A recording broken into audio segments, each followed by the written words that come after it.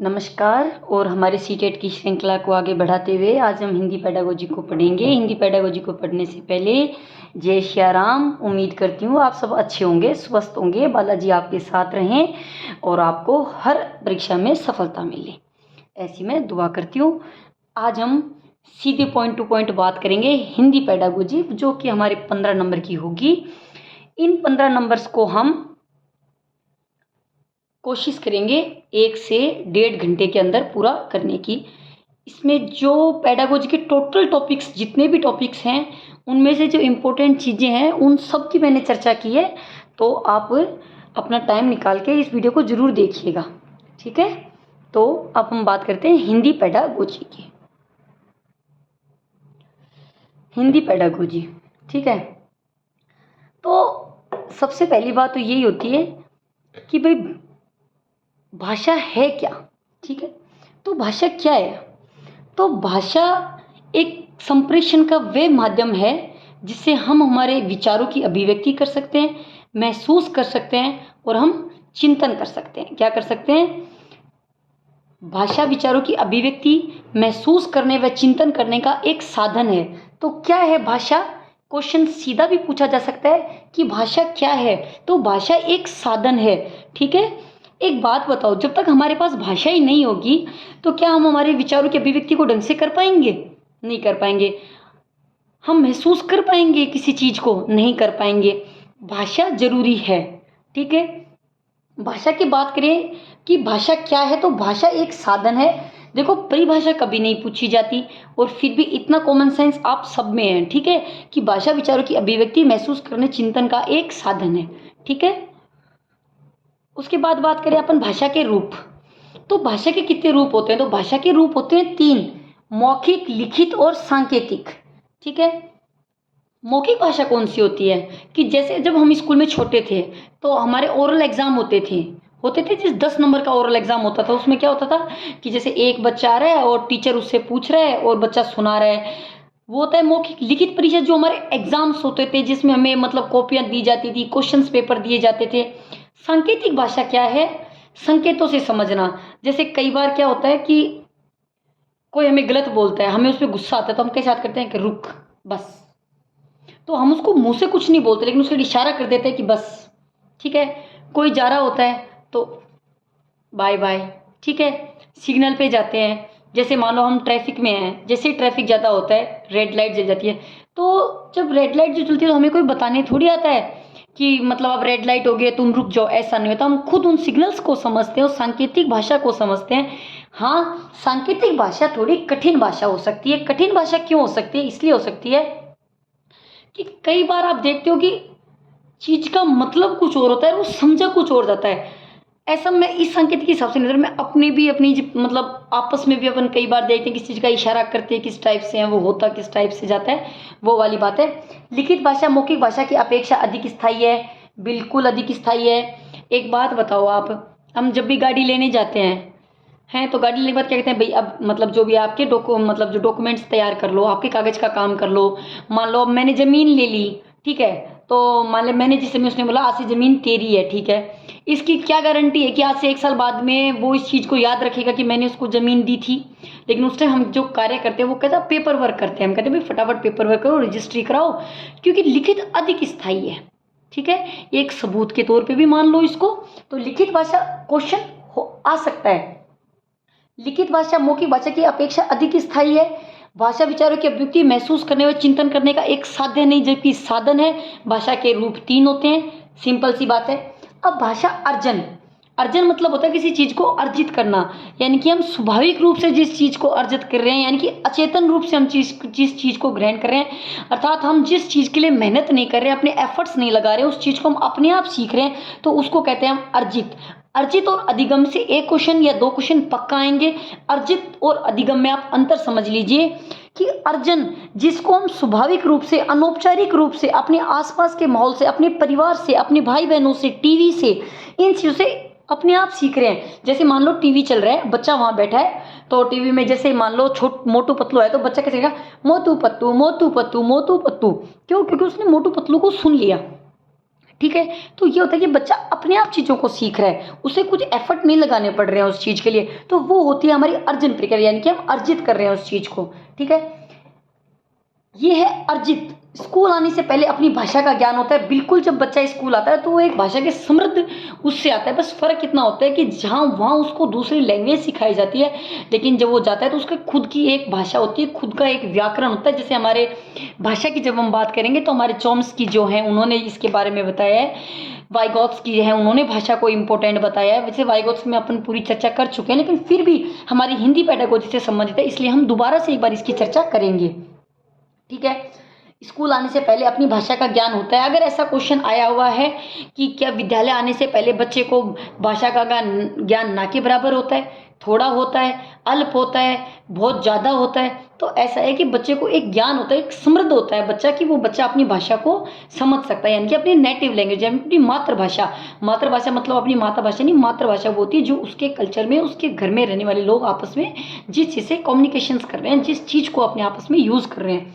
भाषा अधिगम, अधिगम मतलब लर्निंग, और जब लर्निंग प्रोसेस की बात होती है, लर्निंग प्रोसेस एक सतत प्रक्रिया होती है। जब सतत प्रक्रिया होती है तो उसमें हमारे प्रयास लगेंगे, एफर्ट लगेंगे, औपचारिक रूप से सिखाई जाएगी, विद्यालय की आवश्यकता होगी, यानी कि सचेतन, यानी कि उसको सीखने के लिए हमें थोड़ा सा एफर्ट लगाना पड़ेगा, तो वो होती है हमारी अधिगम, यानी कि हमारी लर्निंग प्रोसेस। तो ये एक मेन अंतर है अर्जन में और अधिगम में। भाषा अर्जन एक अवचेतन प्रक्रिया है, ये एक चेतन प्रक्रिया है। ये अनौपचारिक रूप से सीखी जाती है, ये औपचारिक रूप से सीखी जाती है। ये स्वाभाविक प्रक्रिया है, बच्चा अपने अड़ोस पड़ोस वाले बच्चों से या अपने पेरेंट्स से उनको सिर्फ चीज़ों को सुन के उनका अनुकरण करके चीज़ों को सीख रहा है, जबकि यहाँ बच्चों को नियमित प्रक्रिया तरीका से बच्चों को चीज़ें सिखाई जाती हैं, ठीक है।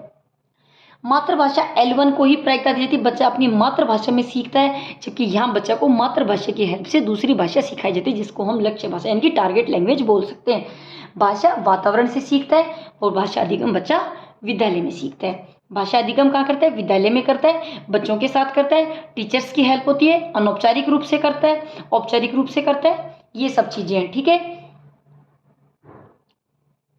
लक्ष्य भाषा व मातृभाषा, ठीक है।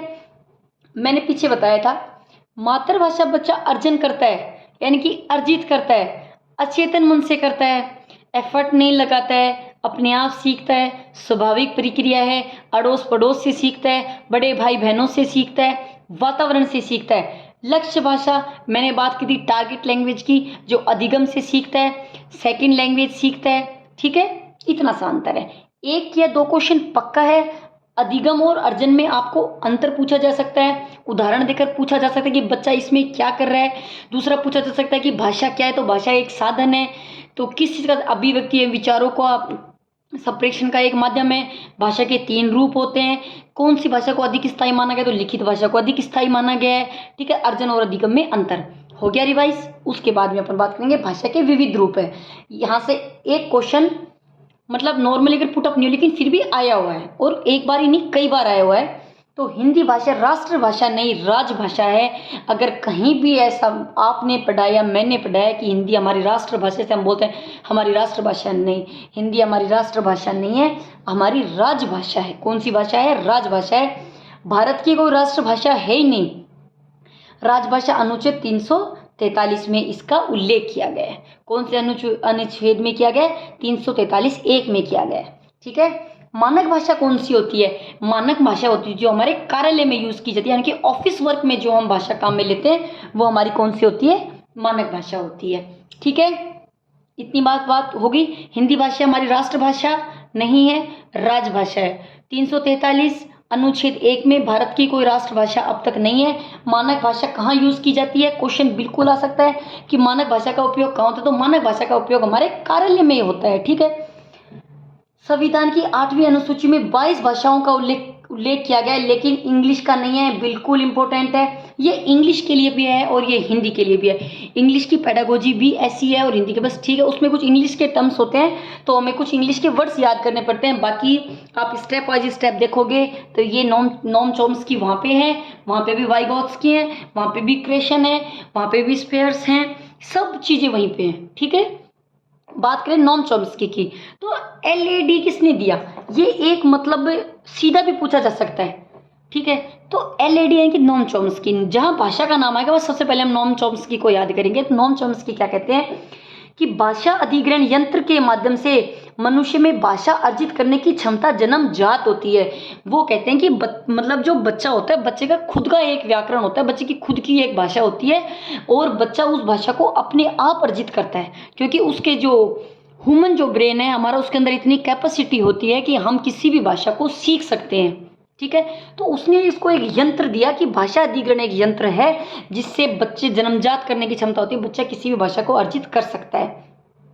विश्व की सभी भाषाएं एक ही मूल व्याकरण से संबंध है जिसे समझने में लैड हमारी सहायता करता है।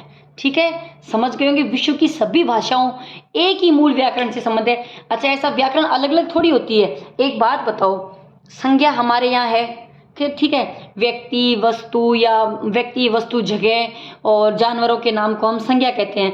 तो कहीं ऐसा थोड़ी होगा कहीं जाके कि विशेषता जो है उसको संज्ञा बना दिया जाएगा, नहीं, संज्ञा अपने आप में संज्ञा रहेगी और संज्ञा संज्ञा ही रहेगी। सर्वनाम आपको पता ही है, ठीक है, तुम, तुम्हारा, आप, मैं, निजवाचक सर्वनाम, विशेषण हो गए, उसमें विशेषताएं आएंगी। तो ये सब चीजें एक ही है। अगर मान लो अपनी मम्मी खाना खाए तो हम ये तो कहेंगे मम्मी आप खाना खा रही हो, ऐसे नहीं मम्मी आप खाना खा रहे, मम्मी आप खाना खा रहा है, ऐसे थोड़ी ना बोलेंगे। नहीं, एक व्याकरण है, एक सीमित, और उस व्याकरण को हमें किसी ने सिखाया नहीं है, हमने खुद उसको अर्जित किया है, खुद उसको सीखा है, क्योंकि हमारे अंदर खुद एक लैड भाषा अधिग्रहण यंत्र है जिससे हम वाक्यों का शुद्ध प्रयोग कर पा रहे हैं। ओके, ये हो गया हमारे नॉम चॉम्स्की जी। ये बिल्कुल याद कर लेना, ये फैक्ट सीधा भी याद कर लेना कि विश्व की सभी भाषाएं एक ही मूल व्याकरण से संबंधित है जिसे समझने में लैड हमारी सहायता का है। निम्न जो ये है ये किसका है, तो ये नॉम चॉम्स्की ने कहा है। सेपियर हाफ परिकल्पना, अब ये क्या कहते हैं, ये कहते हैं कि इस परिकल्पना के अनुसार किसी भाषा की संरचना उस भाषा के बोलने वालों की विश्व दृष्टि को प्रभावित करती है। इसके अनुसार प्रत्येक व्यक्ति अपनी भाषा के माध्यम से ही विश्व को देखता है और समझता है।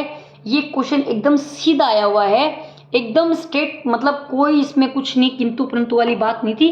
विश्व की परिकल्पना जहाँ हो, जहाँ विश्व की दृष्टि के बारे में जहाँ बात की, वहाँ हम किसको कहेंगे, सेपियर हाफ को। किसको कहेंगे, सेपियर हाफ को। ठीक है, जहाँ भाषा का सापेक्षतावाद यानी कि जिसके अनुसार उसमें बोलने की विश्व दृष्टि प्रभावित हो रही। विश्व दृष्टि का मतलब ये है कि बच्चा जैसा दिखेगा वह वैसा ही उस चीज को समझेगा। ठीक है, ये हमारे सेपियर हाफ की परिकल्पना हो गई। यह विचार की भाषा है, यह निर्धारित करती है कि हमें दुनिया के बारे में किस प्रकार सोचते हैं। दुनिया यानी कि हमारी विश्व सोचते हैं, यानी कि हमारी दृष्टि। विश्व दृष्टि की बात किसने की है, तो हमारे किसने की है, सेपियर हाफ ने की है। लैड यानी कि खुद का एक व्याकरण होता है, वह बात किसने की है, वो बात की है हमारे नॉम चॉम्स्की ने। ठीक है, दृष्टि मतलब विश्व के बारे में खुद की समझ इंसान खुद की भाषा के हिसाब से करता है। उसके बाद अब आए हमारे स्किनर साहब। स्किनर ने सुझाव दिया था कि एक बच्चा अपने माता पिता और आसपास के लोगों की भाषा का अनुकरण करके सीखता है। बिल्कुल, इन्होंने दो बातों पे जोर दिया था, एक तो अनुकरण पे, एक पुनर्बलन पे। पुनर्बलन मतलब रीइंफोर्समेंट मतलब जैसे मान लो कि किसी बच्चे ने कोई अच्छा काम किया तो हम उसको बोलेंगे वेरी गुड, आपने तो बहुत, तो बच्चा प्रोत्साहित होता है और बच्चा उस काम को फिर दोबारा और अच्छा करने की कोशिश करता है। हमें बच्चे को हमेशा मोटिवेट करना चाहिए, जबकि डिमोटिवेट नहीं करना चाहिए। अगर यहाँ हम बात करें तो मोटिवेट एक पॉजिटिव टैग वर्ड है, जबकि जहाँ भी डिमोटिवेट आ जाए उसको हम ऑप्शंस में कभी आंसर चुनेंगे ही नहीं। ठीक है, फिर जहाँ बच्चों की बात आए और भाषा की बात आए वह हमारे प्याजे और वाइगोत्स की ना टपके, ऐसा कभी नहीं हो सकता। ठीक है, फिर प्याजे की वही बात है। प्याजे क्या कहते हैं, प्याजे कहते हैं कि विचार पहले आते हैं। जब विचार दिमाग में आएगा, मान लो बच्चों के सामने पेन पड़ा है और बच्चा जब तक दिमाग में पेन को लाएगा नहीं कि ये पेन है, तो बच्चा बोलेगा कैसे कि ये पेन है। तो जैसे उसने पेन को देखा उसने झट बोला पेन, लेकिन ये बात गलत भी है। कई बार बच्चा ऐसी चीज़ों को भी बोलता है जो उसने देखी नहीं होती, लेकिन फिर भी ये चीज़ गलत साबित हो जाती है। क्यों, कि बच्चे की ये चीज़ पहले देखी हुई है, बच्चा किस चीज़ को कब याद कर ले इसका कोई अंदाजा नहीं है। ठीक है, क्योंकि बच्चे की खुद की एक मेमोरी होती है, बच्चा उसमें चीज़ों को अंदर रखता है। कब वो किस बात, अपन देखा होगा कई बार ऐसा होता है कि बहुत दिन पहले हम कोई बात कर रहे होते हैं बच्चों के सामने, फिर बच्चा उस बात को बहुत दिनों बाद में दूसरों के सामने बोल देता है, तो उस टाइम हम सोचते हैं कि इसने ऐसा कब सुन लिया, ऐसा कर। तो बच्चे की जो मेमोरी होती है उसमें बच्चा चीज़ें सब याद रखता है, लेकिन उसको कब बोलनी होती है ये उसको नहीं पता होता। तो सेम बात है, ठीक है। वाइगोत्स्की क्या कहते हैं? वाइगोत्स्की कहते हैं कि विचार और भाषा अलग अलग प्रक्रिया हैं जो 3 साल की उम्र में विलीन हो जाती हैं। मतलब 3 साल तक जो होता है बच्चे का जो विकास होता है भाषा और विचार का, वो एकदम एक्सट्रीम लेवल पे होता है, ठीक है। अब बात करें, इन्होंने 3 प्रकार की भाषाएं दी थी। सामाजिक वॉक 2 वर्ष, ठीक है। निज वॉक 3 से 6 वर्ष, मौन वॉक 6 वर्ष। और वाइगोत्स्की कहते हैं कि 6वीं कक्षा से बच्चों को मौन पठन की आदत पड़ जानी चाहिए। अब ये निजी वॉक से संबंधित एक क्वेश्चन आया, मैंने वाइगोत्स्की में भी चर्चा की थी कि मतलब एक बच्चा है वो टॉय से खेल रहा है, वो खुद से बातें कर रहा है कि इस पजल्स को मैं यहाँ लगा देता हूँ तो ये मुकेश अंबानी का एंटीलिया बन जाएगा, इसको मैं थोड़ा ऊपर लगा देता हूँ ये उसकी गाड़ियों की लिफ्ट बन जाएगी। तो वो बच्चा कहीं ना कहीं उसको दिशा निर्देशित कर रहा है, मतलब खुद को एक डायरेक्शन दे रहा है काम करने की। ये है हमारे वाइगोत्स्की और पियाजे में अंतर, ठीक है। वाइगोत्स्की में आपको पता है हमने एमकेओ को पढ़ा था, जेपीडी को पढ़ा था, ठीक है, स्कैफोल्डिंग को पढ़ा था, ठीक है, ये चीज़ें पढ़ी थी तो वाइगोत्स्की। उसके बाद हमारी बात आती है स्टीफन क्रेशन की। दूसरी भाषाओं को भी अर्जित किया जा सकता है, बिल्कुल किया जा सकता है। स्टीफन क्रेशन कहते हैं, इनके अलग अलग देख लो आप। चोम्स्की क्या कहते हैं कि बच्चे का खुद का व्याकरण होता है, अधिकरण एक यंत्र होता है, बच्चा व्याकरण को अपने आप धीरे धीरे समझने लग जाता है। फिर जो हमारे सिपेरहॉफ थे उन्होंने क्या कहा था, उन्होंने कहा था कि विश्व दृष्टि की परिकल्पना से मतलब देखा जाता है कि जैसा वो मतलब देखता है उसकी विश्व दृष्टि, जैसी उसकी भाषा होती है वैसी उसकी विश्व दृष्टि से वो उसको देखता है। स्किनर कहते हैं कि बच्चा अनुकरण करके सीखता है। प्याजे कहते हैं कि पहले विचार आता है फिर बच्चा भाषा का प्रयोग करता है। वाइगोत्स्की कहते हैं कि दोनों अपना पे अलग अलग प्रक्रिया, बच्चा भाषा का भी कर सकता है और विचार का भी कर सकता है। जरूरी नहीं कई बार बच्चा विचार कर रहा हो तो उसको भाषा मतलब संप्रेक्षण के माध्यम से उस चीज को अपन को बोले, तो ऐसा होता है, ठीक है। ये हो गई हमारी बात। स्टीफन क्रेशन दूसरी भाषा को भी अर्जित किया जाता है, बिल्कुल।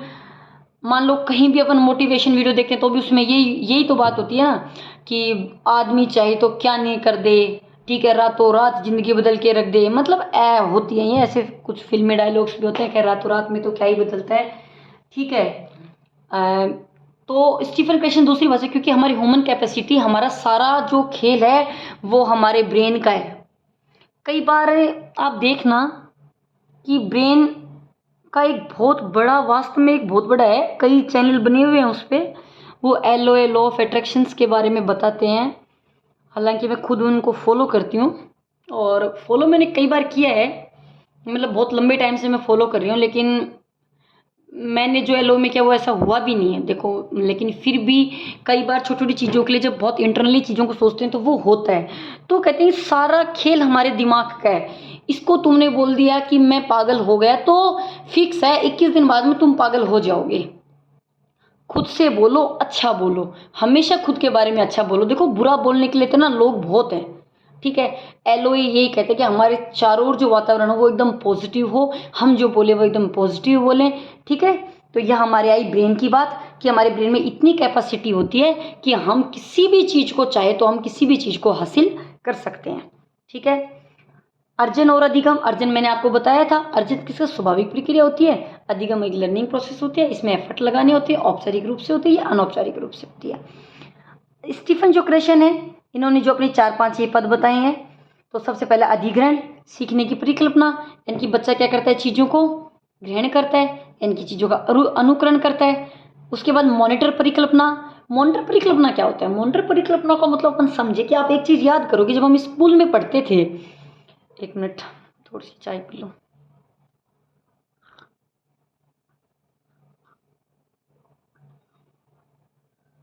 मॉनिटर परिकल्पना, तो मॉनिटर क्या होता है कि मान लो हमारी क्लास में है, टीचर नहीं आया तो हमारे लिए मॉनिटर होता है क्लास में।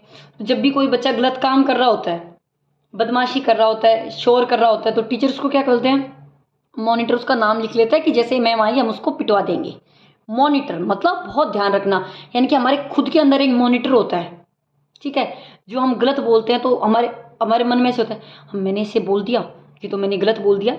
लेकिन इतना मॉनिटरिकल भी नहीं होना चाहिए। अगर हम इतना मॉनिटर को हाइपर कर लेंगे तो हम कभी भाषा का संप्रेषण ढंग से नहीं कर पाएंगे, क्योंकि फिर हम इसी चक्कर में रहेंगे, कहीं हम कुछ गलत तो नहीं बोल रहे हैं, हाँ कहीं हम कुछ गलत तो नहीं बोल रहे हैं। इसलिए जो गलती कर रहे हैं एक बार उसको कीजिए, हो सकता है कि आपको दोबारा वो गलती ना करनी पड़े, आपको कुछ अच्छा सुनने को मिल जाए, कुछ अच्छा सीखने को मिल जाए। तो खुद को जब आप भाषा को सीख रहे हो तो खुद को मतलब इतने दबाव में लाने की ज़रूरत नहीं, इतनी मॉनिटरिंग की ज़रूरत नहीं है कि आप एकदम विचार कर करके बोलो मैं और आप, ऐसे नहीं भाई। आपके मुँह से ऐसी वजह भाई, मतलब आप उसको मारवाड़ी में भी बोल सकते हो भाई, मतलब मैं और थे कि चलना, या आप ऐसे भी बोल सकते हैं मैं और आप कहीं चले, ठीक है। या फिर आप ऐसे भी बोलोगे भाई तू मेरी साथ जैसी के, मतलब आप कैसे भी बोल सकते हो उसको। हो सकता है एक बार आप अगले को तू बोलो तो उसको बुरा लगे, लेकिन हो सकता है फिर वो आपको कह दे कि यार देख तू मुझे तू मत बोला कर, मुझे अच्छा नहीं लगता, तो नेक्स्ट टाइम आप नहीं बोलोगे, नहीं बोलोगे ना, ऐसा है। तो मॉनिटरिंग को कभी भी इतना नहीं हाइपर होना चाहिए, लेवल का मॉनिटरिंग होनी चाहिए कि ठीक है अगर हम कोई गलत वर्ड बोल रहे हैं तो कोई दिक्कत नहीं है, किंतु परंतु हो सकता है। इनपुट परिकल्पना मतलब +1, ठीक है। मान लो कि अगर मुझे कोई चीज़ यहाँ तक आ रही है, ठीक है, तो इससे नीचे के तो अपन सिखाएंगे नहीं, लेकिन हम उसका ज़्यादा भी नहीं बताएंगे, +1 ज़्यादा बता सकते हैं, बस इतना ज़्यादा बता सकते हैं, ठीक है। यानी कि मान लो जब मुझे इतना आ रहा है तो मैं उसको इतना ज़्यादा बढ़ा के तो आपको नहीं सिखाऊंगी, लेकिन मैं आपको इतना पुश थोड़ी, धक्का थोड़ी, जो हमें कुछ चीज़ करने के लिए अभिप्रेरित करती है, मानते हो ना, अभिप्रेरणा में पढ़ा होगा पुश थोड़ी, ठीक है। तो +1 की परिकल्पना होती है प्रभावी निष्पंदन परिकल्पना। उसके बाद जो हमारा परिकलन होता है वो हमारे संवेगों पे आधारित होता है। वैसे स्टीफन पेशन ने 5 दिए हैं, ठीक है। और लास्ट में जब बच्चा पूरी भाषा को एक्वायर कर लेता है उसके बाद में ऑब्वियसली वो खुद ही सब चीज़ें ठीक बोलने लग जाता है। तो ये हमारी स्टीफन पेशन की बात हुई, ओके। अब बात करें भाषाई कौशल की, ठीक है। सीधी सी बात है, भाषाई कौशल कौन कौन से हैं? LSRW, सुबोपली। कौन से? सुबोपली। मान लो जैसे घर में कोई भी लड़ाई करता है तो अपन क्या कहते हैं? सुबह पहली लड़ाई करने लग गयो, सुबोपली, सुबोपली, LSRW। अब देखिए इसमें मॉन्टेस्री जो है उन्होंने क्या बताया? LSWR। वैसे तो क्रम ये होता है LSRW, और ये क्रम में ही सीखने चाहिए, लेकिन कोई अनिवार्यता नहीं कि क्रम में ही सीखे जाएंगे, ऐसा नहीं हो सकता। क्रम में सीखे जाने चाहिए, ये बात सही है, लेकिन क्रम में ही सीखे जाएंगे ऐसा नहीं है, ठीक है। L मतलब सुनना यानी कि लिसनिंग, स्पीकिंग बोलना, पढ़ना, रीडिंग, लिखना, ठीक है। अब भाषा का मनोवैज्ञानिक क्रम LSRW। अब लिसनिंग और रीडिंग और स्पीकिंग और राइटिंग, जब हम स्पीकिंग यानी कि बोल रहे हैं, यानी कि भाषा का उपयोग कर रहे हैं, तो हमने संप्रेषण में क्या था ना, यानी कि हम अभिव्यक्त कर रहे हैं ना किसी चीज़ को। रिटर्न है, जैसे वो गाना है फूल तुम्हें भेजा है खत में, फूल नहीं मेरा दिल है, तो उसमें वो लेटर लिखता है, वो लेटर उड़ जाता है, तो कहीं ना कहीं उसने अपनी जो भावनाएं थी उनको एक लेटर के उस माध्यम से अभिव्यक्त किया है, यानी कि लिखा है। एक गाना और है, वो धर्मेंद्र का है शायद, पल पल दिल के पास तुम रहती हो, तो उसमें भी वो उसका लेटर पढ़ती रहती है कि उसने जो खुद की जो भावनाएं थी उनको अभिव्यक्त किया है भाषा के दौरान। और कैसे किया है? तो लिख के किया है, वो उस लेटर को अपने मतलब पिल्लो के नीचे रख के सोती थी वो, ठीक है। तो ऐसे करके कोई गाना है। तो और ग्रहण, लिसनिंग और रीडिंग, मान लो कोई आया और मान लो हमें गाली दे रहा है, तो हम उसको लिसनिंग तो कर रहे, सुनी तो रहे, ग्रहण ही तो कर रहे हैं ना, हम उस चीज़ को सुन रहे हैं, ठीक है। रीडिंग कर रहे हैं तो भी हमारे अंदर, लेकिन जब हम स्पीकिंग और राइटिंग करते हैं तो हमारी अभिव्यक्ति यानी कि जो हमारी भावनाएं हैं हम उनको अभिव्यक्त कर रहे हैं, ठीक है। क्या कर रहे हैं? उनको हम अभिव्यक्त कर रहे हैं, ठीक है। यहां से एक क्वेश्चन पक्का है।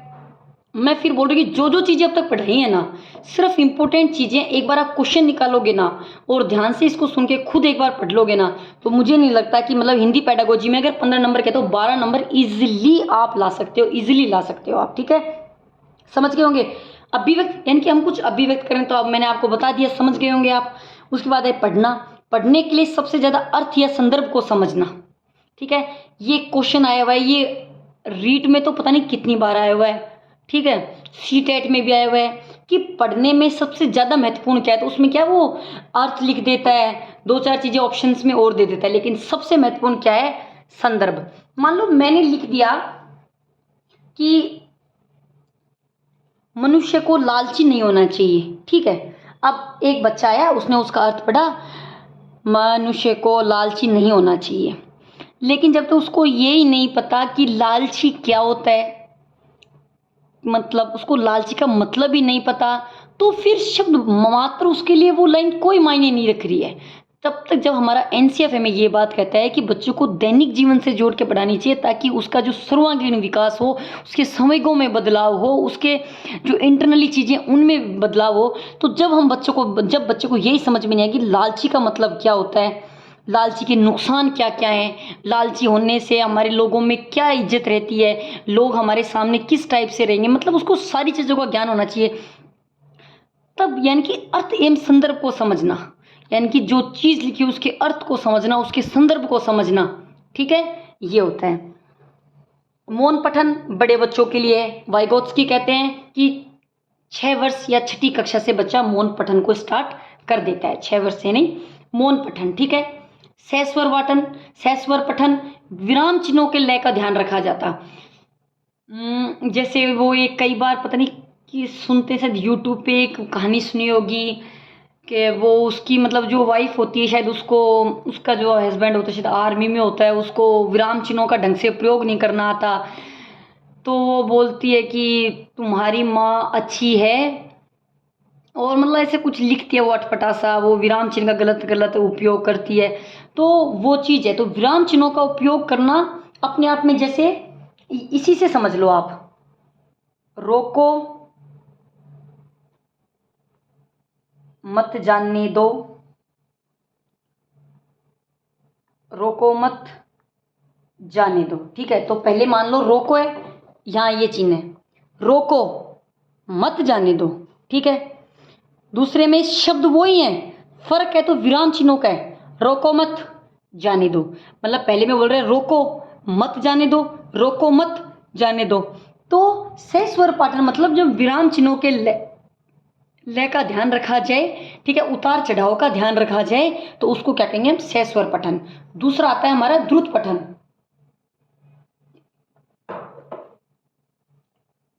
द्रुत पठन क्या है, सरसरी तौर पे पढ़ लिया, सरसरी तौर पे पढ़ लिया मतलब समझ लिए कि किसी भी चीज़ को सरसरी तौर, जैसे अपन ने न्यूज़पेपर खोला फटाफट उसको सरसरी तौर पे पढ़ लिया, ठीक है, वो तो होता है हमारा द्रुत पठन।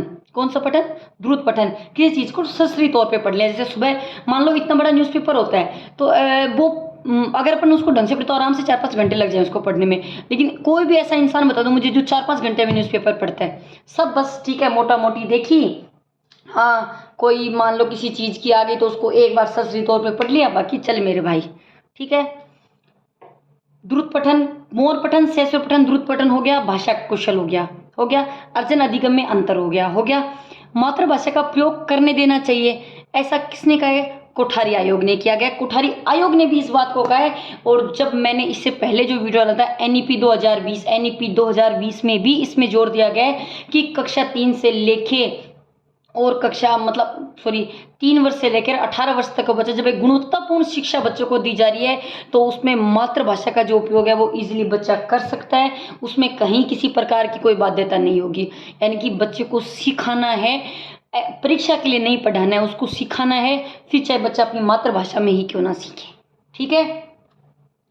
बच्चे की प्रथम भाषा कौन सी होती है, रोना, बिल्कुल क्वेश्चन आता है। मतलब मान लो इसमें क्वेश्चन होगा, सीधे तौर पे पढ़ लिया होगा, मान लो कि मैं किसी चैम्बर में बैठी हूँ और मेरे मतलब किसी चीज़ को कुछ मतलब जैसे कागज़ सा लगा हुआ है, मैं उसको पढ़ते हुए मतलब निकल रही हूँ उसको, तो मैं उसको सरसरी तौर पे पढ़ती हुई निकल रही हूँ, ठीक है, ऐसा हो गया। बच्चे की प्रथम भाषा है रोना है, सबको पता होगा, और होते ही बच्चों को रोना भी चाहिए। अब भाषा रोना आप कहोगे, भाषा कोई रोना थोड़ी होता है, भाषा का रोना से मतलब नहीं है, भाषा का मतलब होता है कि बच्चा कोई बोलता थोड़ी ना है 1.5 साल 1 साल तक बच्चा स्पष्ट, लेकिन वो खुद की अभिव्यक्ति तो करता है ना, वो किसी भी माध्यम से कर रहा हो, चाहे वो चूसने से कर रहा हो, वो खुद के संवेगों को यूज़ करता है, चाहे वो कैसे भी कर रहा हो, तो उसके संवेग उसकी भाषा को ही तो अभिव्यक्त करते हैं ना। तो वही बात होती है कि जब मान लो प्रथम भाषा, और रोना भी चाहिए, देखते हैं अपन भाई होते जो बच्चा नहीं रोता तो उसके जैसे ब्रेन संबंधी थोड़ी दिक्कत होती है, डेफिशिएंसी हो जाती है, ठीक है, तो और बच्चे को रोना चाहिए, ठीक है, उससे क्या होता है जैसे बच्चा रोता है उसके ब्रेन में ऑक्सीजन जाता है, ठीक है। तो कहीं ना कहीं वैसे तो देखो एक ज़िंदगी में पहली बार ही शायद मतलब ऐसा दिन होता होगा जब सब माँ ये प्रार्थना करती होंगी मेरा बच्चा होए तो वो रोए, ठीक है, उसके बाद तो माँ कभी रोने नहीं देती अपने बच्चे को, तो इसलिए जब बच्चा पैदा होता है तो उसका रोना ज़रूरी होता है और बच्चे को रोना चाहिए। उसके बाद बच्चा 6 हफ्ते में कूकने लग जाता है। कूकने का मतलब समझ गए होंगे आप कि कूकने का मतलब है, जैसे अब मान लो मैं मेरे बच्चे के ऊपर बताऊँ कि जब वो छोटा था तो वो कहता हु, मतलब उस बात का अर्थ उसको खुद को भी नहीं पता था। उसको खुद को तो खैर पता होगा, वो तो अपनी अभिव्यक्ति कर रहा था, लेकिन हमें नहीं समझ में आता था हु। कभी तो पंखे को देख के बस सिर्फ मुझे इतना पता है कि उसकी जो जो होठ थे, जो लिपिंग थे, वो बहुत मतलब पूरे आगे निकाल लेता था वो। ठीक है, तो ये होता है हमारा कूकना। 6 महीना पे होता है बच्चा बलबलाना। बलबलाना मतलब होता है बच्चा बोलने की कोशिश तो करता है चीज़ों को, लेकिन उससे बोली नहीं जाती हैं चीज़ें। वो शब्दों को पकड़ने तो लग जाता है, अनुकरण तो करने लग जाता है, लेकिन उससे बोली नहीं जाती हैं। 1 साल का बच्चा 1 शब्द बोलने लग जाता है, 18-24 साल का बच्चा 2 शब्द बोलने लग जाता है। ठीक है, पापा आया, खिलौना देना, मतलब बोलने लग जाता है वो। और 3 साल का बच्चा तो पूछो मत, भयंकर फेंकने लग जाता है, जिसकी कोई हद ही नहीं है। वो तो कब टाटा अंबानी पता नहीं कहाँ कहाँ से जो भी बातें। तो ये इम्पोर्टेंट है, और ये शायद पिछली बार जो एग्ज़ाम होता जुलाई में रीट का, उसमें पूछा भी गया था इसमें से कि मतलब शायद उसका उत्तर बलबलाना था, ऐसा कुछ था एग्जैक्टली। तो देखो मुझे याद नहीं है, 1 साल हो गई। ठीक है, उसके बाद बात आई हमारी लेखन की। ठीक है, क्या क्या पढ़ लिया, कौशल पढ़ लिया, पठन पढ़ लिया। अब हम बात करेंगे हमारे लेखन की। ठीक है, तो लेखन कौन कौन से हैं? सुलेख। सु मतलब सुंदर, लेख मतलब लेख यानी कि सुंदर लेख।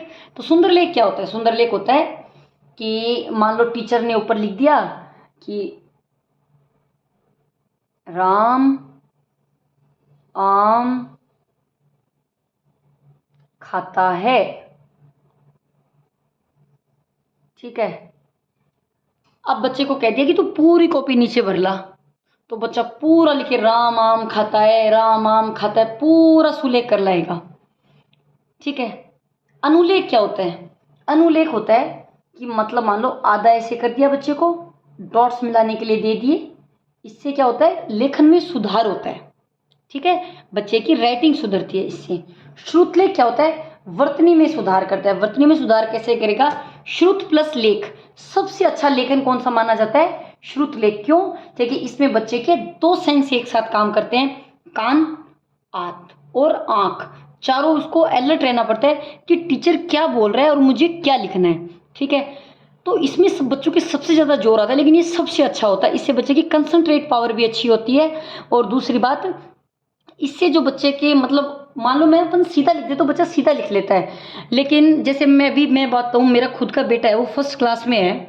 तो जो वो शुरू में इस बार फर्स्ट क्लास में हुआ है वो, तो वो शुरू में स्कूल जाता था, तो हम क्या उसको बुक दे देते थे। मैंने कहा ये मैम ने दिया, आप ऐसा उतार लो। तो मतलब निसंदेह वो उतार लेता था उसको। ठीक है, हम उसको रफ करके भी कर लेते थे, उतार ले। लेकिन धीरे धीरे धीरे धीरे पता है क्या हुआ कि मैंने 10 दिन बाद में ऐसा देखा कि वो मतलब कुछ शब्द जैसे से में अंतर नहीं कर पा रहा था। ठीक है, रेले में नहीं कर पा रहा था, डे अणे में नहीं कर पा रहा था। तो फिर मैंने, अब जो मैं उसको होमवर्क करवाती हूँ हिंदी का, तो मैं कभी भी उसको सीधा होमवर्क नहीं करवाती कि आप कर लो। मैं बुक लेती हूँ, मैं बोलती हूँ, वो लिखता है। तब वो लिखता है तो उससे उसकी जो मतलब उसने जो वर्णमाला भूली थी वो भी उसकी वापस से रिवाइज हो गई, उसको वो चीज़ें याद भी हो गई, और वो पहले से अच्छा होमवर्क करने लग गया अब। ठीक है, हालांकि वो इतने दिन स्कूल भी नहीं गया क्योंकि कोरोना की वजह से नहीं, छुट्टियां थी उसकी। तो इस बार उसको जैसे फर्स्ट क्लास में करवा के तब किया है। तो इसलिए मुझे लगता है कि मैंने खुद इस चीज़ का आकलन किया कि श्रुत लेख सबसे बेटर है बच्चे के लिए। ये बच्चे में कंसंट्रेट पावर को बढ़ाती है, बच्चे में अक्षरों को पहचानने में भी हेल्प करती है, और इससे बच्चे की राइटिंग भी सुधरती है। ठीक है, उसके बाद है हमारे भाषाई विकार। तो जब मैंने अपन अधिगम क्षमता का जो चैप्टर पढ़ा था, उसमें मैंने बहुत अच्छी ट्रिक के साथ अधिगम क्षमता को पढ़ा है। तो लेकिन अगर आपने एक बार मेरा वो वीडियो नहीं देखा तो आप प्लीज़ एक बार वो वीडियो जरूर जरूर देखिएगा। ट्रिक के साथ मैंने उसमें पढ़ा है, बहुत ढंग से पढ़ा है। अब फेज या फिर मैं वहीं यहाँ पे फेज मतलब किसी को फेस करना। तो अपन होता है ना कई बार कि जब अपने से बहुत बड़ी गलती हो जाती है किसी के लिए, तो अपन क्या बोलते हैं, मैं उसको कैसे फेस करूंगा अब। मतलब संप्रेषण में कठिनाई आ रही है, कहीं ना कहीं हम उसको फेस नहीं कर पा रहे, कहीं ना कहीं हमने कुछ गलत किया है तो हम उस चीज़ को फेस नहीं कर पा रहे। डिसलेक्सिया यानी कि लिरिक्स। लिरिक्स तो नहीं, इस गाने की लिरिक्स भेजना मुझे, मैं पढ़ लूँ। लिरिक्स मतलब पढ़ना। ग्राफिया, ग्राफ मतलब ग्राफ, और ग्राफ हमारी कैसी सामग्री है? दृश्य सामग्री है। कैसी सामग्री है? दृश्य सामग्री है।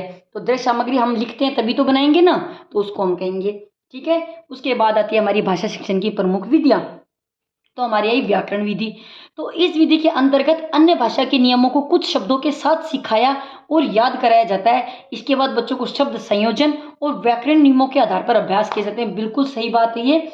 और इन चीज़ों को समझने से अच्छा, जब हमने बीएड वगैरह ढंग से की होगी, खैर अभी तो काफ़ी टाइम हो गया, अब चीज़ें नहीं है याद है, लेकिन जैसे अभी मैं व्याकरण की इसकी बात करूं तो जैसे फर्स्ट क्लास की जो बुक है अपने बच्चों की, उसको खोल के देखना, उसमें वास्तव में जो पीछे जो प्रश्न दे रखे हैं ना, वो इतने ढंग से दे रखे हैं। जैसे अब संज्ञा पढ़ाई है तो जैसे 10-15 शब्द लिख दो, उसमें लिख दे कि संज्ञा को गोला करो। ठीक है, तो बच्चों को धीरे धीरे, जैसे फर्स्ट जो उनके चैप्टर है वो भाषा का ही चैप्टर है।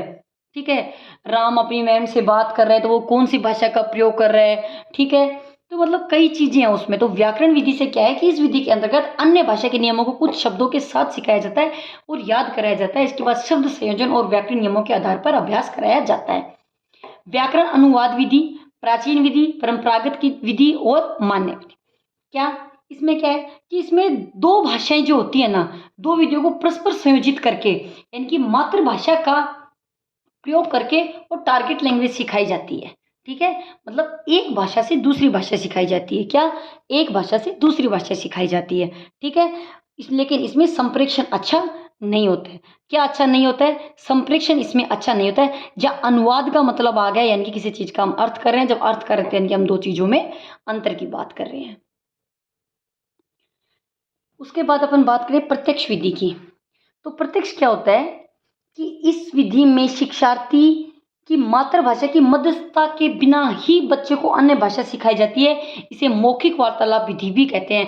प्रत्यक्ष मतलब क्या होता है कि अपन कहते हैं कि प्रत्यक्ष को प्रमाण की आवश्यकता नहीं होती। मतलब मान लो मेरे सामने अगर कोई बात हो रही है, अगर मान लो दो जनों की लड़ाई है और वो मेरे सामने हो रही है, और मुझसे अगर आके कोई पूछता है कि ये लड़ाई कहाँ से स्टार्ट हुई, तो अगर वो मेरे सामने से स्टार्ट हुई तो मैं बता पाऊंगी कि ये दोनों बैठे थे, इनके बीच में ऐसे ऐसे बात स्टार्ट हुई और बात बढ़ती बढ़ती इस हद तक पहुंच गई है।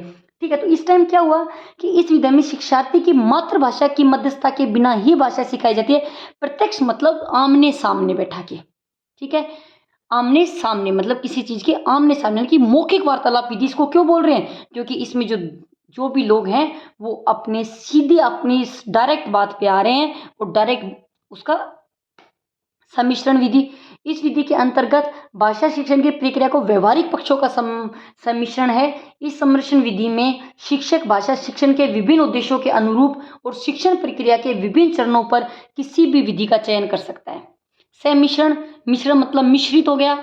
मिक्सचर नमकीन आती है ना, उसमें सारी चीज़ अलग अलग होती हैं, भुजिया में अलग अलग होती हैं, पीनट्स में अलग अलग होती हैं। जो मिक्सचर नमकीन है तो उसमें सब कुछ मिला हुआ होता है। यानी कि टीचर किसी भी विधि का प्रयोग करके बस उसका जो मेन होता है कि बच्चों को पढ़ाना होता है। ठीक है, संप्रेक्षण पारक विधि। जब संप्रेषण हो गया यानी कि कहीं ना कहीं विचारों का आदान प्रदान हो रहा है, तो विचारों का आदान प्रदान किससे होता है? अपनी भाषा से होता है। तो क्या है, प्रत्यक्ष विधि की प्रक्रिया और सुदृढ़ बनाते हुए संप्रेक्षण विधि का विकास किया। प्रत्यक्ष विधि की प्रक्रिया को सुदृढ़ बनाते हुए संप्रेक्षण विधि का विकास किया गया है। ठीक है, प्रत्यक्ष विधि समझ गए ना। मौखिक वार्तालाप विधि, प्रत्यक्ष विधि मौखिक वार्तालाप विधि सेम मिलती जुलती विधि है। आगमन विधि उदाहरण से नियम की ओर, विशिष्ट से सामान्य की ओर। ठीक है, निगमन विधि न से निगमन न से नियम से उदाहरण की ओर और सामान्य से विशिष्ट की ओर। ठीक है, यहाँ हमारे पास उदाहरण जो होता है वो विशिष्ट होता है और धीरे धीरे धीरे धीरे उस उदाहरण को हम विशिष्ट से सामान्यता की ओर ले जाते हैं। ठीक है, उसके बाद बात करें हमारी शिक्षण। शिक्षण कैसा है? त्रियामी है। मैंने जो ब्लूम टैक्सोनॉमी का जो मैंने पढ़ाया उसको आप देखना एक बार, मैंने उसमें इसको बहुत अच्छा पढ़ाया है। उसमें तीन चीजें, अध्यापक, छात्र और विषय वस्तु। ठीक है, अध्यापक, छात्र और विषय वस्तु। यही जो हमारे एडम्स हैं उन्होंने दो बताई है, लेकिन ये तो एकदम गलत है। दो जने आपस में कैसे करेंगे? लेकिन उन्होंने कई चीजों का प्रयोग बताया, जैसे वो पाठ्य वस्तु भी हो सकती है, वो विषय वस्तु भी हो सकती है, वो वातावरण भी हो सकता है, वो कुछ भी हो सकता है। ठीक है, एडम्स में मैंने आपको बताया था, एडम्स ने बताई है द्विध्रुवी प्रक्रिया। ओके, फिर बात करते हैं हमारे शिक्षण सूत्र की। ज्ञात से अज्ञात की ओर। क्या होता है ज्ञात से अज्ञात की ओर? मतलब कि ज्ञात से मतलब कि जो हमें पता हो उसका प्रयोग करते हुए हम किसी निष्कर्ष पर पहुंचे। ठीक है, मूर्त से अमूर्त की ओर, बिल्कुल कंक्रीट से, यानी कि बच्चा जब पेन को देखेगा ही नहीं तो वो कैसे पेन को याद रखे। और मान ला हमने पेन उसके सामने डाल दिया, ठीक है, उसने 4-5 बार पेन को देखा, वो पेन बोलने लग गया, लेकिन जब वो फिर कहीं वो बैठा है तो पेन अपने आप उसके मन में अपने आप पेन आ जाएगा, क्योंकि पेन उसका कहीं ना कहीं देखा हुआ है। ठीक है।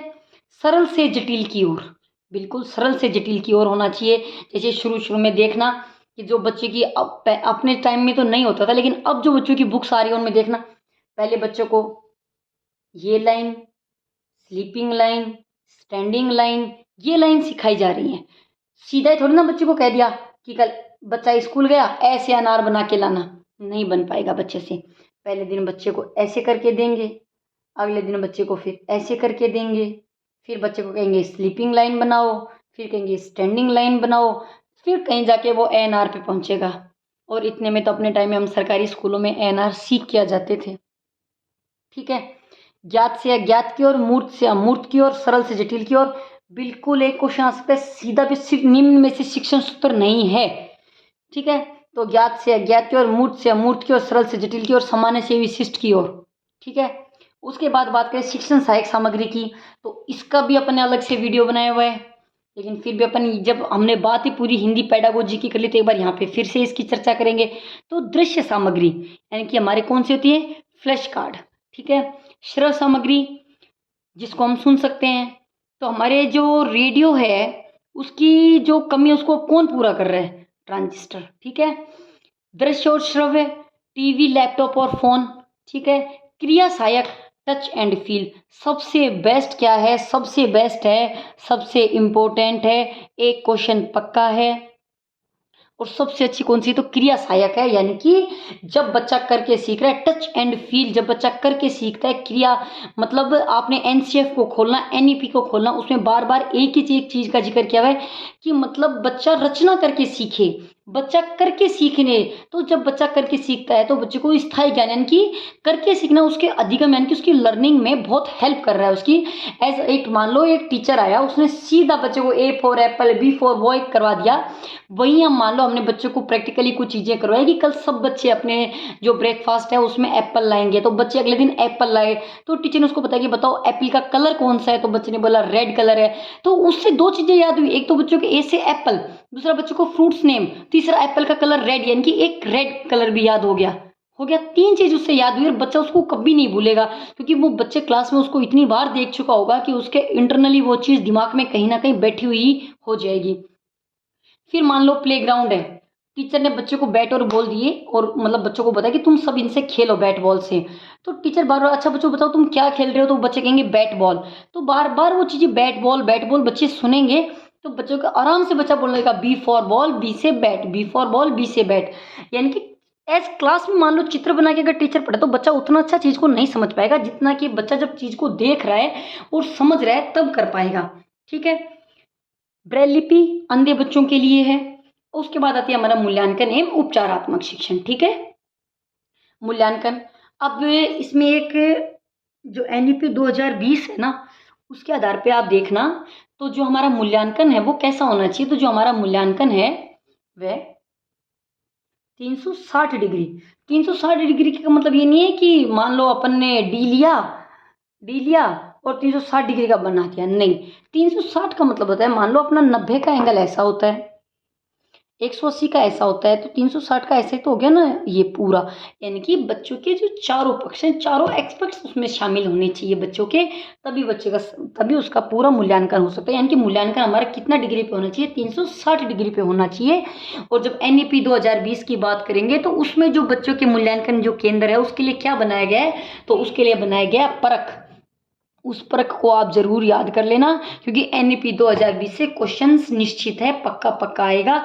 उसमें जो 10 एक बातें हैं वो याद कर लेना। एक तो परख है, वैसे तो मेरा वीडियो है उसमें आप सुन लेना, और फिर भी हो सके आप नहीं सुनो तो मैं मोटा, अगर इस वीडियो को सुनो तो इसमें सुन लेना। 6% मतलब जो जीडीपी है शिक्षा पे खर्च होनी चाहिए। 4 वर्षीय जो डिग्री है वो होनी चाहिए। एमफिल को समाप्त कर दिया गया है। कौन सी शिक्षा नीति है, तीसरी शिक्षा नीति है। पहली थी इंदिरा गांधी, दूसरी थी राजीव गांधी, तीसरी थी नरेंद्र मोदी, 34 साल बाद में आई है। कस्तूरंगन इसके अध्यक्ष हैं। समावेशी शिक्षा के बारे में बताया गया है। करके सीखने पे जोर दिया गया है। कक्षा 6 से व्यावसायिक शिक्षा को शुरू कर दिया गया है। ECCE की बात की गई है। ठीक है, 5+3+3+4 फॉर्मूला को इसमें यूज किया गया है। ठीक है, तो ये कुछ बातें हैं। AAEQ यानी कि निम्न स्तर से उच्च स्तर की ओर बच्चे का विकास होता है। तो ये कुछ चीजें हैं उसमें, तो आप एक बार उस वीडियो को देखना। लेकिन ये जो मोटी मोटी चीजें थी कुछ आप जो याद कर लेना, इसमें से आपके 1-2 याद रह जाए तो बहुत अच्छी बात है।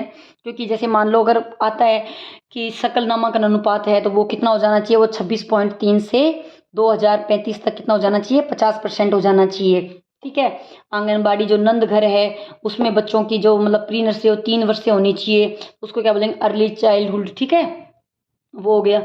उपचारात्मक शिक्षण क्या होता है कि कमियों को जानने के बाद उनका उपचार करना।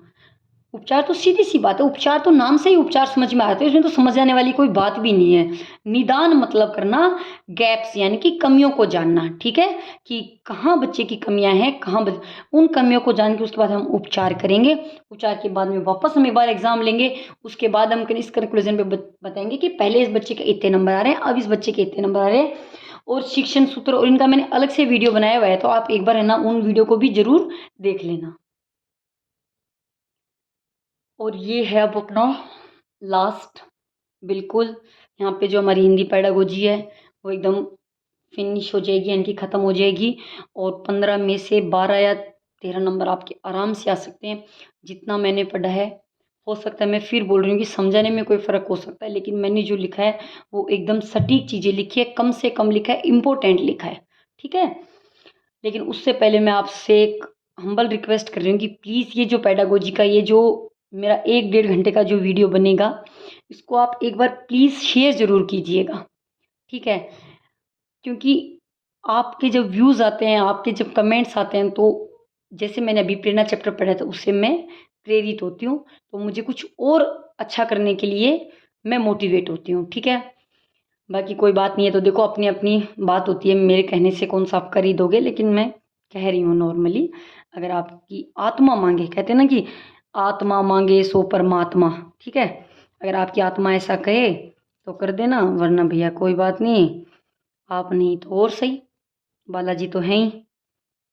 तब उन्होंने आज मुझे 450 के आसपास पहुंचाया है, तो कहीं ना कहीं बालाजी तो है ना।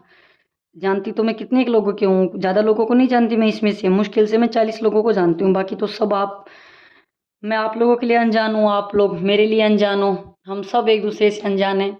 लेकिन चलो फिर भी आप लोगों ने मुझे इस लायक समझा, मुझे सब्सक्राइब किया, कुछ लोगों ने तो मुझे कमेंट भी किया, तो मैं रियली रियली हर्टफुल बहुत बहुत उनको दिल से धन्यवाद देती हूँ। और मैं कहूँगी कि बालाजी आपकी जल्दी से जल्दी सुने, भगवान बालाजी, सालासर बालाजी आपकी हर इच्छा को पूरी करें। उसके बाद आते हैं हम हमारी उपलब्धि परीक्षा पर। उपलब्धि, उपलब्धि नाम से उपलब्धि है। मान लो हमारे पड़ोस में कोई बच्चा लग जाए अच्छी बढ़िया सी नौकरी, तो उसके घर वाले कहेंगे आज के दिन उसने कितनी उपलब्धि हासिल कर रखी है।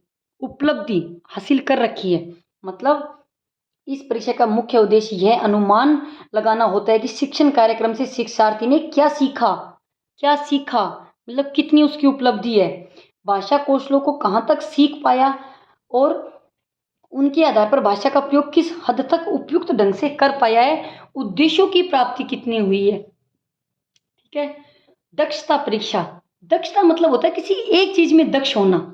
ठीक है, इससे यह जाना जा सकता है कि शिक्षार्थी शिक्षण विषय को कहाँ तक समझ पाया है, भाषा कौशलों में प्रवीणता का जो स्तर है वो कितना है। माना एक बच्चे ने सिर्फ मनोवैज्ञानिक क्रम को याद किया, LSRW। ठीक है, मान लो मैंने बच्चे को दिया कि कल आप भाषाई कौशल याद करके आना, तो आप देखना क्लास में 4 बच्चे 4 टाइप के होंगे। एक कहेगा मैम मनोवैज्ञानिक क्रम होता है LSRW, लेकिन वहीं मैं दूसरे बच्चे को खड़ा करती हूँ तो वो बच्चा मुझे कहेगा मैम LSRW होता है, लेकिन मॉन्टेसर ने इसको LSWR बोला है। और ये क्रम में सीखे जा सकते हैं, लेकिन ये निश्चित नहीं है कि क्रम में सीखना अच्छी बात है, लेकिन निश्चित ही क्रम में सीखे जाएंगे मैम, ऐसा नहीं है। कई बार बच्चा लिखने से, मान ले रीडिंग करने से पहले बच्चा लिखना सीख जाता है। ठीक है, उसके सेंसेस काम करने लग जाता है, वो लिखना सीख जाता है।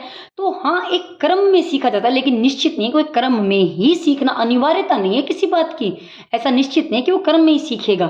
ठीक है, फिर वो बच्चा बोला ठीक है, फिर जैसे वो उसने बता दिया कि मैम इसमें जो एल और आर हैं वो ऋणात्मक होते हैं, एस डब्ल्यू होते हैं वो अभिव्यक्तात्मक होते हैं। जैसे मैं आपको पत्र लिख, जैसे मैं आपको एप्लीकेशन दे रहा हूँ तो मैं आपको अभिव्यक्त कर रहा हूँ कि मैम आज मैं बीमार हूँ, मैं विद्यालय आने में असमर्थ हूँ, तो ये मेरी एक अभिव्यक्ति है। तो वो बच्चा उदाहरण के साथ उस चीज़ को समझा रहा है। समझे?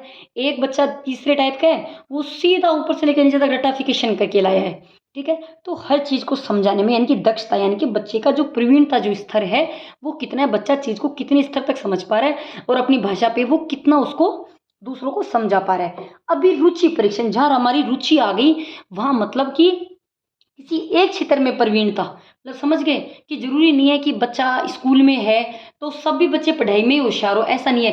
कई बच्चे देखना आप, मेहंदी कंपटीशंस में लड़कियां बहुत अच्छी होती हैं, ठीक है, कई लड़कियां स्कूल में गाना बहुत अच्छा गाती हैं, कई लड़कियां डांस बहुत अच्छा करती हैं, कई बच्चे क्रिकेट बहुत अच्छा खेलते हैं, और जो शेखावाटी क्षेत्र की जो लड़कियां हैं वो तो कबड्डी तो पता नहीं कितनी अच्छी खेलती हैं।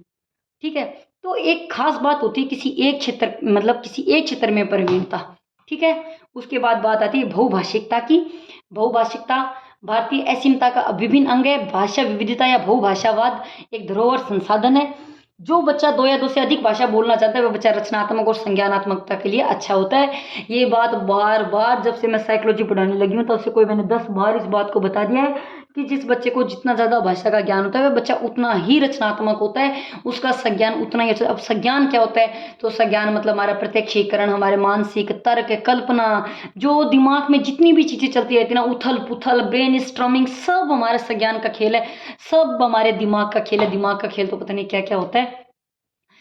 ठीक है, ये हमारी इसमें होगी पाठ्य पुस्तक। ये सर्वे सर्वा नहीं है, मतलब सब कुछ नहीं है तो बहुत कुछ, लेकिन सब कुछ नहीं कह सकते इसको।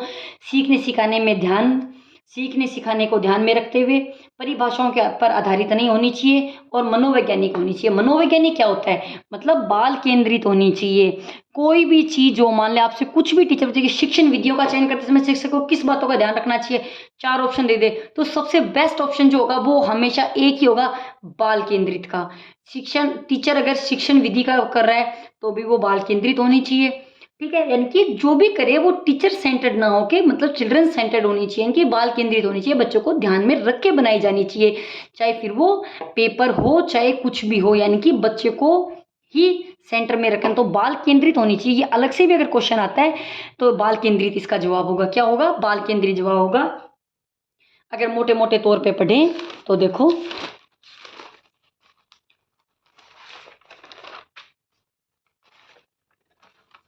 हिंदी पेडागोजी में भाषा के रूप 3 बताए थे। भाषा एक साधन है, अर्जित अधिगम में अंतर बताया था। अर्जन मतलब अर्जित करना, अनौपचारिक रूप से अर्जित करता है, अपनी माँ पापा किसी से भी, टीवी कार्टून किसी से भी करता है। अधिगम बच्चा सचेतन प्रक्रिया है, प्रयास लगेंगे, एफर्ट लगाने पड़ेंगे, औपचारिक रूप से विद्यालय में करेगा, व्याकरण सीखेगा। ठीक है, भाषा अर्जन में नेटिव लैंग्वेज यानी कि मातृभाषा काम आएगी, उसमें दूसरी भाषा। लक्ष्य भाषा, लक्ष्य भाषा अधिगम से सीखी जाती है, मातृभाषा पर की अर्जन होती है। विविध रूप है, राष्ट्रभाषा कोई नहीं है, हमारी राजभाषा है, और ऑफिस में काम आने वाली भाषा हमारी मानक है। चॉम्स्की ने लैड को बताया था, सेपिरहाफ ने बताया विश्व दृष्टि को बताया था कि बच्चा जो भी कुछ बोलता है उसकी विश्व दृष्टि को प्रभावित करते हैं, कि जैसा वो बोलता है वह विश्व को वैसा ही देखता है और वैसा ही विश्व को समझता है। कि हमारे स्किनर जी कहते हैं कि बच्चा अनुकरण करके सीखता है और इनफॉर्मेंस मन की पुनर्बलन से सीखता है। प्याजे और वाइगोत्स्की तो पूछो ही मत। प्याजे कहते हैं कि बच्चा पहले विचार आता है उसके बाद भाषा लाता है। जैसे मैंने आपको पेन का उदाहरण देके समझा कि वाइगोत्स्की कहते हैं कि भाषा और विचार दोनों अपने आप में अलग अलग हैं। ठीक है, इन्होंने कितने प्रकार की वाक दी थी, 3 प्रकार की दी थी। सामाजिक वाक 2 वर्ष की होती है, निज वाक 3 से 6 वर्ष की होती है, इंपॉर्टेंट वाक होती है जिसमें बच्चा खुद को दिशा निर्देशित कर रहा होता है, खुद को कुछ कार्य करते समय बच्चा खुद को निर्देश दे रहा होता है। मौन वाक, जब मौन पठन जो होता है वो होता है जब बच्चा खुद अपने आप मन मन में धीरे धीरे चीज़ों को। स्टीफन क्रेशन की मैंने आपको बता दी थी कि इन्होंने बताया था कि ह्यूमन जो ब्रेन होता है उसमें इतनी कैपेसिटी होती है कि वो दूसरी भाषा को इजीली कैच कर सकता है। सिर्फ 4-5 बातों का ध्यान रखा जाएगा। अधिग्रहण सीखने की परिकल्पना, मॉनिटर परिकल्पना मैंने आपको बता दिया कि अगर बच्चा पूर्ण तरीके से ये सोचने लग गया कि अगर मैं कुछ गलत बोल दूंगा, अगर उसको इतना नहीं सोचना चाहिए, उसको इजीली अपनी भाषा को बोलना चाहिए। अगर उसने कहीं गलती की उसको टीचर उसको समझाएगा, और मान लो अगर वो कुछ गलत बोलता तो उसको सुधार की प्रक्रिया होगी। लेकिन इतना गलत बोलने को, इतना खुद के अंदर इतना सेट नहीं करना कि मुझे कुछ गलत बोलना ही नहीं है, तो वो भाषा सीख ही नहीं पाएगा, क्योंकि वो डर के हमारे कुछ बोलेगा नहीं तो वो सीख नहीं पाएगा। ठीक है, इनपुट खुद परिकल्पना कि मान लो बच्चे को यहाँ तक आता है तो ऐसा नहीं कि हम इससे निचली चीजें सिखाएंगे, नहीं, इससे ऊपर वाली चीजों के बारे में बताएंगे, लेकिन वो सिर्फ +1 इतनी, ऐसा नहीं कि इतना बता देंगे, नहीं, ठीक है। प्रभावी निष्पंदन प्रक्रिया जो हमारी समय को पर आधारित होती है, ठीक है। उसके बाद भाषा को से LSRW आपको बता दिया था, L और R हम ग्रहण करते हैं, SOW हम अभिव्यक्त कर सकते हैं। सीधी सी बात है, राइटिंग के बाद आप समझ, पढ़ने में क्या जरूरी है, संदर्भ समझना है। जरूरी है बच्चे को अक्षर पढ़ लिया, बच्चे ने उसको बोल दिया ये तो आम लिखा हुआ है, आम लिखा हुआ से क्या मतलब है, आम तो पता नहीं भाई आम क्या है, तो आम एक खाने की चीज़ है, आम फलों का राजा है, और हम सब गर्मियों में मैंगो जूस पीते हैं, ये सब बातें होगी। मौन सहस्वर और पाठन, मौन पठन बिल्कुल बड़ी कक्षाओं के लिए उपयोगी होता है, बड़े बच्चों के लिए अच्छा होता है। सहस्वर पठन होता है, इसमें जो लय ताल विराम चिन्हों का ध्यान रखा जाता है, वरना इनका ध्यान तो सब कुछ गड़बड़ा जाएगा। जैसे रोको मत जाने दो, रोको मत जाने दो, एक चिन्ह की वजह से दो चीजें बदल गई हैं, ठीक है। सरसरी तौर पे इनमें से ये पक्का एक क्वेश्चन याद कर लेना, और ये तो इजीली आपको याद हो जाएगा। आप अपने आसपास में किसी छोटे बच्चे को देख लेना तो ही आपको याद हो जाएंगे, ठीक है। उसके बाद में आया लेखन। लेखन मैंने आपको बता दिया, सुलेख हम बच्चे को लिख के देते हैं, सुलेख, अनुलेख और श्रुतलेख। सबसे बेस्ट होता है हमारा श्रुतलेख। श्रुतलेख को मैंने आपको बता दिया, इससे बच्चे में कंसंट्रेट पावर भी बढ़ती है और बच्चे में सुधार भी बहुत जल्दी होता है। अफेजिया, डिसलेक्सिया, डिस्ग्राफिया मैंने अभी इसकी बात कर ली है। व्याकरण विधि, व्याकरण अनुवाद विधि, प्रत्यक्ष विधि, सम्मिश्रण विधि, संप्रेक्षण विधि, आगमन विधि, निगमन विधि, त्रिविमीय प्रक्रिया जो हमने वो ब्लूम टैक्सोनॉमी पढ़ाई है उसमें मैंने इसको ढंग से बताया है। शिक्षण सूत्र मैंने आपको बता दिया है। शिक्षण सहायक सामग्री का अलग से भी वीडियो बनाया हुआ है, शिक्षण सूत्र का भी अलग से वीडियो बनाया हुआ है, शिक्षण सहायक सामग्री का भी अलग से वीडियो बनाया हुआ है, और ये जो मैंने NEP आपको कराई है, NEP का भी मैंने अलग से वीडियो बनाया हुआ है। और मूल्यांकन और उपचारात्मक का यानी कि CCE का देखना, सतत एवं व्यापक मूल्यांकन का भी मैंने अलग से वीडियो बनाया हुआ है। और ये चीज़ मैंने आपको अभी अभी पढ़ाई है। उम्मीद करती हूँ आज की जो क्लास है वो आपके लिए बहुत हेल्पफुल साबित होगी, कि मुझे लग रहा है कि मतलब मैंने बहुत कम टाइम में उन सब चीज़ों को रखा है जो कि हिंदी पेडागोजी के लिए बहुत इंपॉर्टेंट है, और ये सब आपकी हेल्प करेंगी। नमस्कार, आज की क्लास यहीं पे समाप्त करते हैं और फिर मिलते हैं हंसी खुशी के साथ आपके साथ। आप यूँ ही हंसते हंसते मेरी क्लास को देखो और यूँ ही हंसी खुशी हम वापस से मिल सके। भगवान आपको स्वस्थ रखे, अच्छा रखे।